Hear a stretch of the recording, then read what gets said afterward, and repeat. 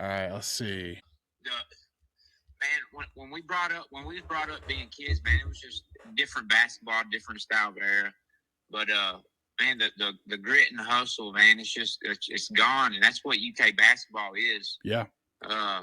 We're used to seeing good shooting teams and having multiple shooters on the team, and man, just the route that we've taken this year, it's almost like a downgrade from what Cal had, you know. Oh, I mean, I've come to the conclusion that it's been a gigantic downgrade because listen, if there's a difference if you got a group of guys that are just elite level scorers and athletes and that just get to the rim and make plays and you can't coach because those guys will save you. But if you got guys that can't do that and you can't coach, well then you're screwed. And I mean, none of our guys except for Malachi is really actually good enough to go to a top 15 team and actually start. You know, I 100%. Oh wait, man, he can't play basketball without a good point guard. You know, like he's got to have a good point guard and good shooters around him. Like we had Andrew Carr, you know, last year as a power forward. Probably should have been a small forward, but I mean, he was nitty and gritty, and he was one of our top 3 shooters on the team last year. Yeah, I mean, dude, like, you know, you had the makeup of a completely, I mean, we're looking at the polar opposite makeup of last year's team to this year's team. I mean, and those were all veteran guys. They had come from, you know, a few of them mid-majors. Others were other Power 4 conference schools, but weren't Kentucky. So, you know, they knew, number one, they had an opportunity to come to Kentucky, and they just thrived in it, and you could just tell that they loved it to an extent that was just unfathomable. And you don't see a shred of that from any of these dudes at all. It's I don't know if it's I mean, you seen Oway's interview yesterday after the game. I mean, he looked like he didn't even want to be there. I mean, yeah. I'm ready to just, you know, I'm throwing in the towel. I mean, we may make the tournament, but and might get out of the first round. Depends on who we're playing. But the only reason we make the tournament is because of the schedule we played, not. Well, yeah, no, I agree. I agree with our remaining schedule, man. I don't think we'll make the tournament. I mean, it could be a complete and total just all systems failure from here on out because our schedule is, I mean, it's the gauntlet.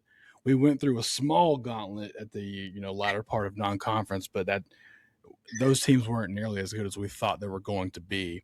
We got Tennessee again. We got Vandy again. We play Florida twice. You know, Todd Golden's going to outcoach Pope. Oh, dude. Auburn, yeah. Georgia, dude. I literally, I'm not seeing any hope in the near future. Just what I saw the other night was, I'm not kidding you, one of the most embarrassing things I've ever witnessed. Oh man, I was embarrassed, dude. Like my dude called me from Florida. He's like, what was that, man? Because like we wash together. We're big partners in washing and stuff in our business, and we follow each other's teams. And he's a big Florida fan. I'm UK.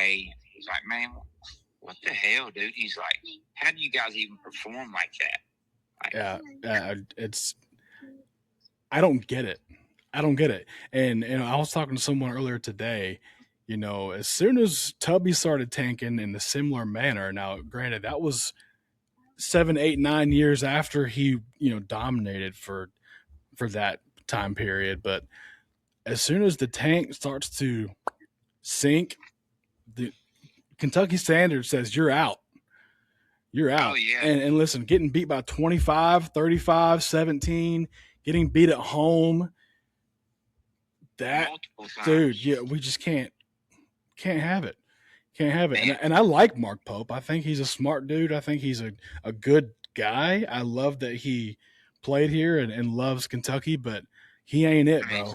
He's just he's not no it. Bruce Pearl, man. He's no Billy Donovan kind of guy, Like, tell me a little bit about. I mean, can he get the players to play for him? No, obviously not, dude. They're not scared of him whatsoever. So at that point, there's the only thing that anybody is scared of at all is, and we're seeing the result of it is JQ was scared of his draft stock tanking, which is why he ain't playing. It's going to tank even worse because he's a liability, right? I mean, liability. To be a liability, you have to be an active on the roster, right? Yes. If you're not active on the roster, then you're just as good as the equipment manager. Like I said last night, dude. Like if you're gonna pack it in and not play, okay, cool. I appreciate the update. Thanks for your honesty. Turn in all your crap.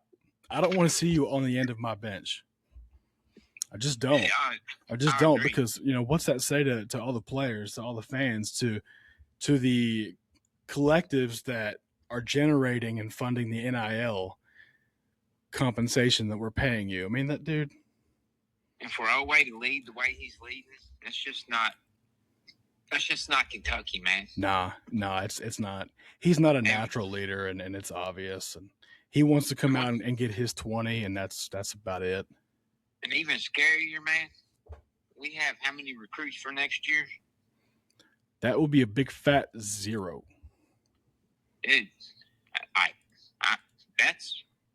That's what's killing me. I mean, like we have a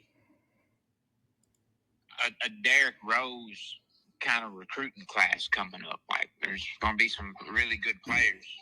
I mean, possibly better than this year's. And we have 0, and we've had 3 crystal ball predictions, and those have got taken away. Wonder why. And I mean, I understand like the way we're playing, but I mean, at some kind of point, you have to like realize like I need a few all-stars. We got to get some dudes. It's Kentucky. One role player in the starting lineup and pay the all-stars. Yeah, I mean, it's Kentucky. We're not recruiting a lineup full of role players. And it's crazy. Like, and that's what he done this year. He got a lineup full of role players, and look where it's got us. Yeah. And as a fan, man, it's after the way Cal went out, and then I mean, how many games we lose last year? Last year? Yeah. Let's see. I don't know. I mean, conference play was hit or miss. I know, but it didn't seem so bad just because we won a few of those big time games in the beginning of the year, which I think was a little bit fluky. And again, the makeup of last year's team was just so much different. You can't compare it. Those guys had winning on their resume. They were all veteran dudes, so you can't even compare these guys from last year to this year. It's a complete night and day difference.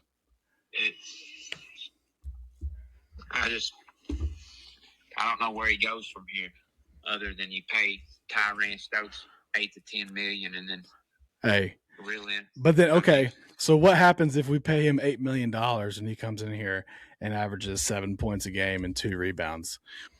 I don't think that's the case, man. I mean, the thing is, like, we just don't know. Like, you can't guarantee. Nobody really knows. I mean, and the dudes that are ranking these guys now for whatever reason, I don't know who's in charge of putting these 5 stars on recruits nowadays. But I mean, 10, 15 years ago when John Wall was a 5-star, we knew he was a damn 5-star. When DeMarcus Cousins was a 5-star, when, De'Aaron Fox, Anthony, the difference in the 5 stars now, and I would say the only one that we can even have any shred of proof of a 5 stars is Boozer at Duke. There's 2 or 3 kids in Louisville, man, that I would take on. That I would highly take recruit. especially that kid out of St. X. Hey, check this out. We got a comment from my guy Ryan Walker. Ryan, you want to hop on, bro? What'd you say here? He said Portal is a hit or miss game. We're all playing a dangerous game. Still have to recruit high school and build your foundation there. Then use the portal. I agree. If you don't get a top 5 player in the portal, it's hit or miss. Yeah. Right. And all of our portal hits were second, third, and fourth option dudes. Yeah. And we paid them option 1 money. And Jalen Lowe, I mean, come on. He's a drive first point guard, dude. To run an offense that Pope runs, man, like you would think he would go, for a shooting point guard. Yeah, I mean, we all thought he was going to be a shooting point guard, right? I mean, it's he showed flashes of it, but and his injury, who knows what's going on with that? He does have a shoulder injury. I mean, that's a small muscle, and man, you mess your shoulder up, it messes with your neck and everything. Michael, man, I appreciate you hopping on. I know you're passionate, just as passionate as I am, and as a lot of our group that we coach around our little kids here, and we expect the same kind of intensity from Coach Pope, and it sucks that we can't see it from him. Yeah, man, I expect him to be more passionate than me when I coach Little League. That's the truth, bro. That's the truth, man. I'm gonna try to do